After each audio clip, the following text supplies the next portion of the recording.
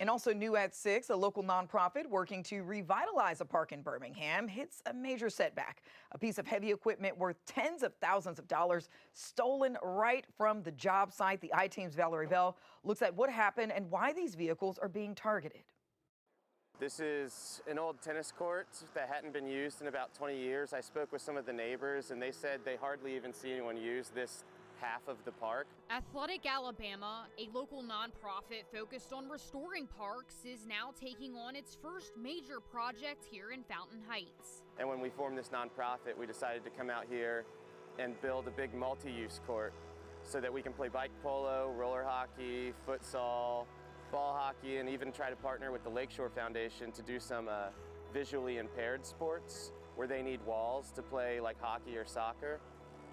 Maybe even some sled hockey where they can put wheels on their sleds and come out here and do that. So Lewis at the rec center wants to run a bunch of youth leagues out here and do summer camps and use the space too. So I'm hoping it'll bring a lot of traffic to this area of the park. It's a beautiful park out here. But just as work gets started, that project hits a major setback. So we had a Kubota skid steer 95 that we were borrowing from a family friend to come out here and dig this trench out for water retention so that water won't get underneath this new asphalt and crack it like it did at the tennis courts. So we were digging out the trench. But that skid steer disappeared from the park. The nonprofit reported it stolen, sharing this surveillance video with us, believed to capture the theft. Borrowing a piece of equipment like that, it's about a $60,000 piece of equipment.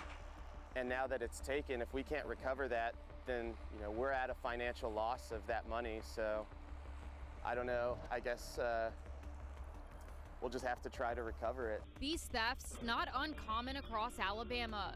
This video captured in Limestone County shows a trailer and skid steer being stolen.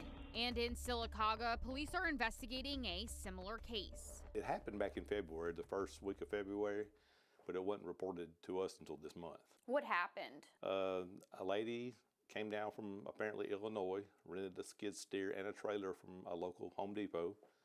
And once she rented it, she had it shipped back to Illinois and then sold it. Captain Jason McNeil says the man who purchased that equipment for his lawn care business in Illinois became suspicious after realizing it was a newer model being sold far below its value.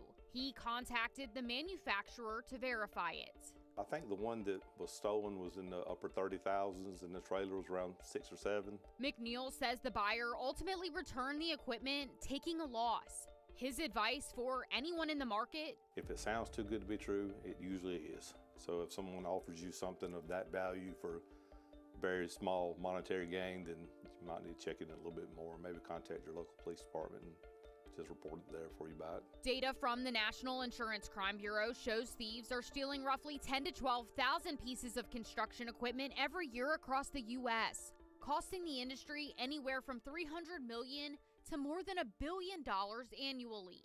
Closer to home, Jackie Miller hopes his nonprofit can get the skid steer back. If you want to bring it back and set it back up here and run away, I'm okay with that. We just really want it back, or at least to get the money back so we can pay off our friend that we borrowed it from, because I can't leave them set back that amount of money. They need this tool. So yeah, if you're watching, please bring it back. Valerie Bell, ABC 3340 I-Team.